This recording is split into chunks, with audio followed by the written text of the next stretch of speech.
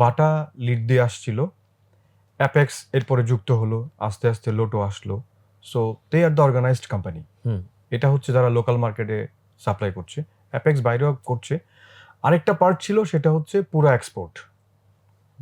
ওখানে বাইরে থেকে অর্ডার নিয়ে আসে, ওরা প্রোডাকশন করে দিচ্ছে। দুইটা সেক্টর। তো আমি যদি প্রথম সেক্টরের কথা বলি, সেটা হচ্ছে যে আমি নিজে যখন 2013 সালে বাটাতে জয়েন করি, তখন আমার মধ্যেও চিন্তা আসছিল মাত্র গুটি কয়েক কোম্পানি, তো ভবিষ্যতে আসলে এর ফিউচার কি।